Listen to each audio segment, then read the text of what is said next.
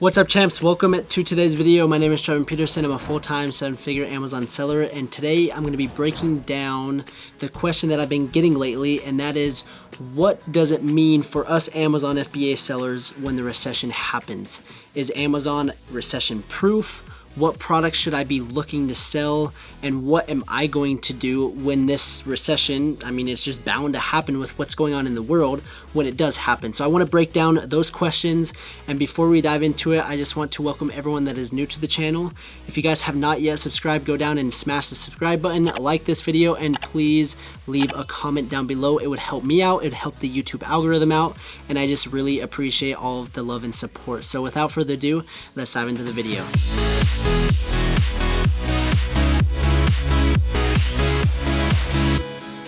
Okay, so let's talk about the first point of, is Amazon FBA recession proof? That's a deep question. You can tackle that by a lot of different angles, and we're gonna dive into my screen. And I just kinda wanna show you guys a chart. We're gonna look back in history and over time and see how Amazon has performed through past recessions. So right here, this is the annual net revenue of Amazon from 2004 to 2019. We'll go to 2007 to 2008. There was a $4 billion increase. So obviously the recession in 2008 did not slow Amazon down at all. And as you guys can see, it's just an upward trend, and it just keeps on growing and growing and growing. The internet is getting more popular. Online shopping is becoming more convenient. It's becoming easier. People believe that they can get better deals online, so they go to Amazon, and the crazy part is Amazon makes up 50% of all online sales. So every dollar spent online, 50 cents of it is spent on Amazon. So that's kind of cool just to kind of be a part of that. Amazon is such a large corporation, and during a recession, I can only imagine that they're going to continue to thrive, and it just kind of depends on the products that we're selling, which I'm going to touch on as well. So I saw this chart. It was interesting. I want to dive into a little bit more depth, more data, more information. So I went to Google and I just started typing in some recession. I don't even know what I typed in, but I found industries that thrive on a recession. And one of the things that thrives during a recession is discount retailers. It says it makes sense that as budgets feel the strain of an economic downturn, people turn to stores that offer the most for the least. So it gave the example of Walmart, and it said in 2008, Walmart's net income rose in 2008, 2009, and 2010 during economic crisis, during the recession. So discount retailers do really, really well during recessions. And that's one thing that people don't quite understand. And there's that misconception of during a recession, no one shops, everyone just stays at home, no one does anything. That's not the case. People still need to shop, people still need to live, and people are always going to be buying products. It's just, what products are they buying? Now, for example, we'll take Best Buy. Best Buy during a recession does not do so hot because what are they? They're expensive electronics, iPhones, computers, TVs, things that you do not need.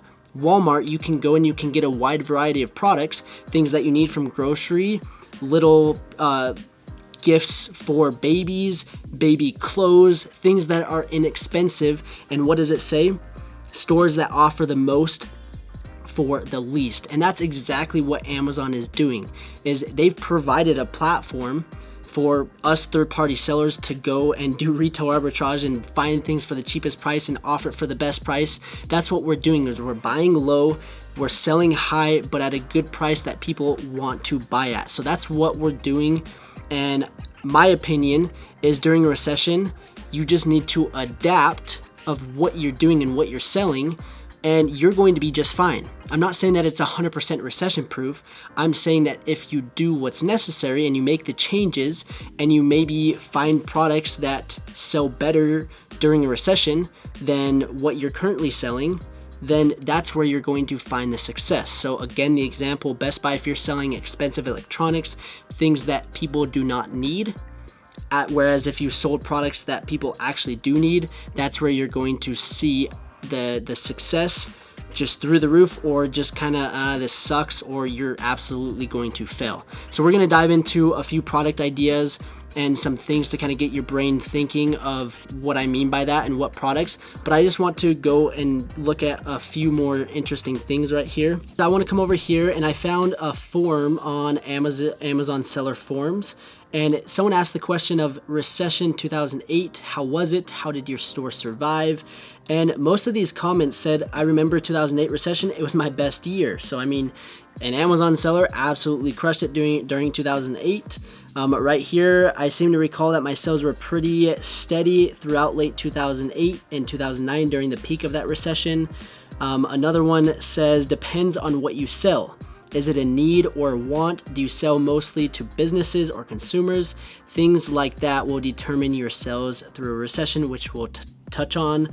And there's just a lot of things. And right here, I mean, someone says, lost my job in 2008. That's when I ramped up here. And so what's cool is Amazon has provided a lot of people opportunities to really capitalize during these downtimes, during when people are getting laid off, when people don't have jobs, when people are out of work. People have gone to Amazon and they're selling products, both retail arbitrage, wholesales, private label. I mean, all the above, people were seeing success. And that gives me, I guess, comfort, if you will, that, hey, we're going to be okay. We just need to adapt and adjust the way that we think. Okay, so that's very important. And to answer the question, is Amazon FBA recession proof? It's not, but it is if you're willing to put in the work and to adapt. So let's dive into a few more things. Another thing that I found right here, again, 10 recession-proof businesses. It says, not surprisingly, dollar stores and thrift stores also thrive during recessions. The three biggest American discount chains, Dollar General, Family Dollar, and Dollar Tree, these companies did really, really well. And if you think about it, Amazon is very, very similar. Amazon has created a platform that is providing the best price. They have the best customer service. It's convenient, 2-day shipping, free 2-day shipping.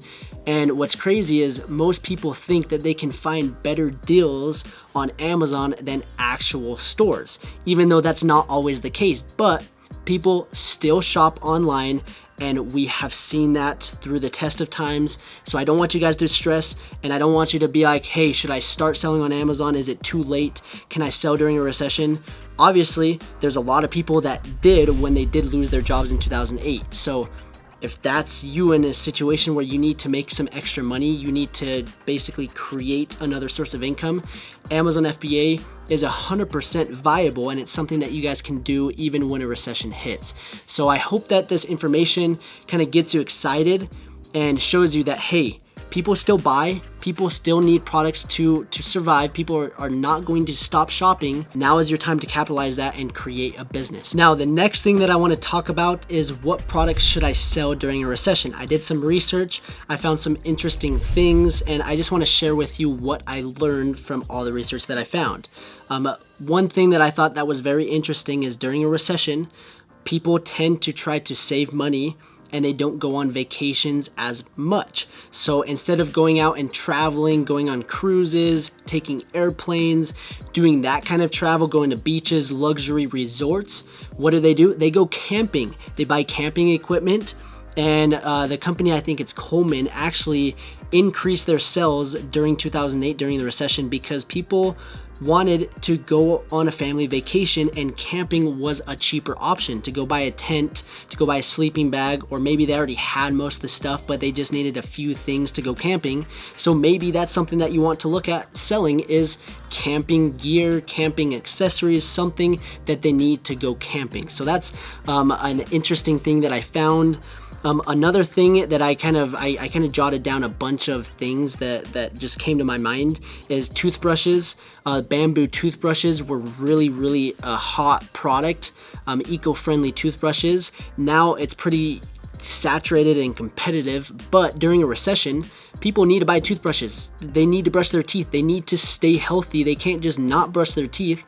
So things like that are always going to sell. So health products, things that people need to basically maintain their body, those do well during a recession. And I also read another article saying that people spend money on themselves, so like eyelashes, makeup, hair products, beauty equipment, things to make themselves look prettier, gives them the confidence, and it gets them through the difficult times. So if they can have the confidence that they look good, they feel good, whatever they're wearing, accessories, hats, nail polish, whatever the case is, I mean, those are things that people buy because it makes them feel better. So if you can find a product like that in the health and beauty industry that enhances the way you look, or maybe it's not necessarily the way that you look, it's not the product, but maybe it's the product that removes the nail polish or something to make your life more simple of doing so, those are products to look at selling. Another thing is workout equipment.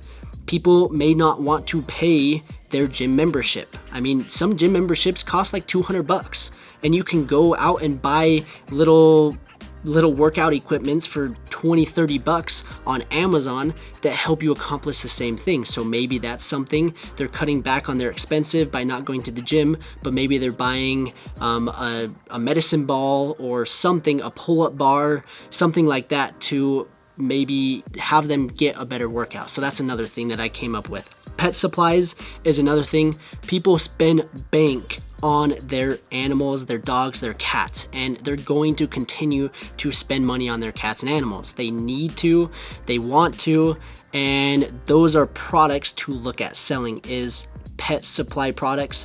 Whatever you can find, then that is a good potential product. Another one is cheap birthday gifts.